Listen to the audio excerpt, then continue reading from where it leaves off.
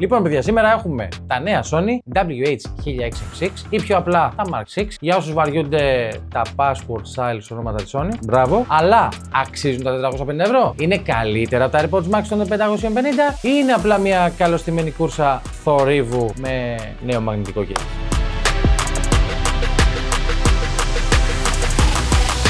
Πραγματικά τα συγκεκριμένα ακουστικά τα δοκίμασα παντού στις 10 μέρες τις οποίες έχω. Ναι, είναι τόσο immersive όλα. Τα έχω δοκιμάσει σε πλοίο, τα δοκίμασα. Όχι, σε πλοίο δεν τα δοκίμασα. Σε μετρό, τα δοκίμασα σε αεροπλάνο, τα δοκίμασα παντού. Πραγματικά έχουν βελτιωθεί πάρα πολύ και ξεκινάμε με το design που είναι κομψό, ελαφρύ και πιο άνετο. Κάθεται έτσι στο αυτάκι σου λες και κάθεσαι εσύ, παιδάκι μου, έχεις ποτέ σε καρέκλα μασάζ. Αυτό. Vegan leather στα μαξιλαράκια, γιατί είμαστε και έτσι ενσυνείδητοι άνθρωποι. Μπράβο. Headband, το οποίο λυγίζει σαν το φρονιμίτι μου όταν με πιάνει. Τα bands εδώ πέρα, οι καταλήξεις στα μπρατσάκια τα οποία, παιδιά, πάνε χωρίς κλικ. Οπότε τι είναι αυτό το καλό? Το καλό. Τι είναι αυτό το καλό? Το καλό είναι ότι κάνεις ένα τσουκ, το φοράς και πετάς. Από αλλού είναι αυτό.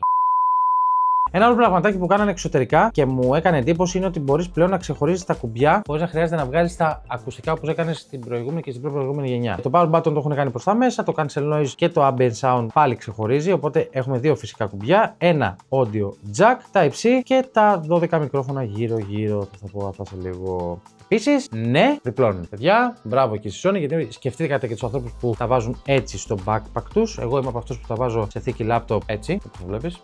Οπότε, έξτρα αυτό που μου δίνεις, αλλά δεν θα το χρησιμοποιήσω και ποτέ. Και μιας που είπαμε για θικούλα, να σου αναλύσω και λίγο τη θικούλα που ήταν μία από τις ευχάριστες εκπλήξεις των XM6. Πρώτον, μαγνητική, πάρα πολύ καλή. Παιδιά, την είχα βάλει την συγκεκριμένη θήκη ακουμπητά έτσι μέσα από την θηλιά στο συγκεκριμένο backpack της Wonder και είτε το πέταγα απότομα το backpack προς τα πίσω. Δεν ανοίγανε ποτέ, δηλαδή και με βάρος μέσα τίποτα. Μέσα είναι πάρα πολύ simple king, να το πω έτσι απλά. Εδώ πέρα μέσα έχει ένα πουγκάκι, να βάλεις το USB προς Type-C και το audio jack και για μένα είναι μικρότερη, ελαφρύτερη, ποιοτικότερη και χωρίς φερμουάρ για να μην φοβάσαι να σου κολλήσει. Και μιας και είπαμε πριν για νέα μικρόφωνα, να σου πω εδώ ότι έχει 12 μικρόφωνα συνολικά αυτό εδώ το headset πάνω του, με έμφαση να σου πω εδώ στο ότι τα δύο μπροστινά μικρόφωνα, όπως τα βλέπεις κατά αυτόν τον τρόπο όπως τα φοράς, τα δύο μπροστινά μικρόφωνα, από την κάθε πλευρά είναι ο δύο, έχει ένα εδώ και ένα εδώ, το οποίο είναι πιο direct προς μπροστά το στόμα σου, οπότε μπορείς να ξεχωρίζεις πάρα πολύ εύκολα και όμορφα και στις συνομιλίες εγώ που έχω κάνει άπειρες, έχω κάνει ρε παιδάκι μου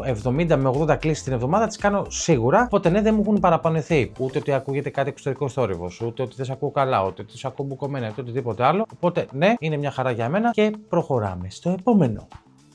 Το cancel noise με AI είναι πραγματικά οριακά πιο έξυπνο και από εμάς. Το νέο QN3 chip, όχι, δεν φτιάχνει νούντους, ηρέμησε, έχει εκπαιδευτεί με 500 εκατομμύρια φωνές, δηλαδή περισσότερους ανθρώπους από όσους με έχουν γουστάρει στο Instagram.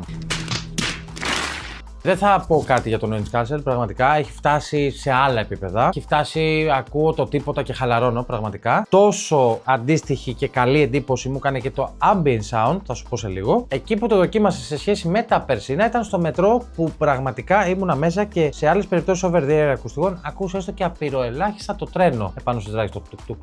Το ωραία. Παιδιά, δεν άκουγα τίποτα. Τα βάλα, άνοιξα το ANC και κάνω what the f.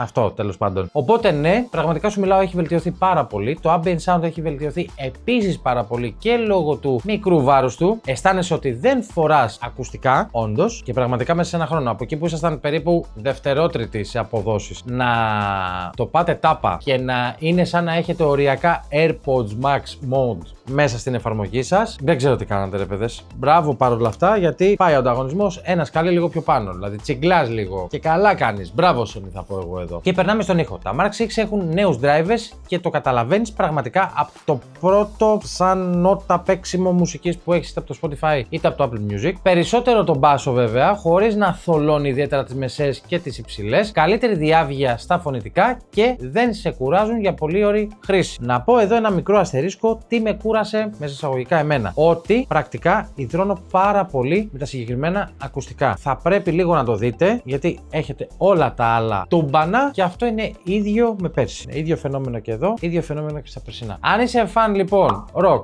pop, jazz, hip hop, R&B γενικότερα, πραγματικά θα τα φορέσεις και θα τα καταευχαριστηθείς, πίστεψέ με. Άλλη μία μικρή έκπληξη μετά το case λοιπόν είναι το Sony Headphones Connect που άκουσαν, η Sony το έκανε Sound Connect. Εκτός από τα 20 επίπεδα ambient sound που διαθέτει, έχει και νέα modes που μου κάναν φοβερή εντύπωση γιατί πραγματικά λειτουργούν to the point. Διαθέτει το cafe mode σαν να παίζει μουσική από ένα μικρό ηχιάκι απέναντι έτσι στην καφετέρια. Το living room που είναι τύπου είμαι σπίτι αλλά όλα chill ρε, μια χαρά. Και το cinema mode που σου κάνει up mix στον ήχο σε 360. Δηλαδή είναι σαν να βλέπεις YouTube την τηλεόραση του σπιτιού σου αλλά σε IMAX. Καλά το είπα.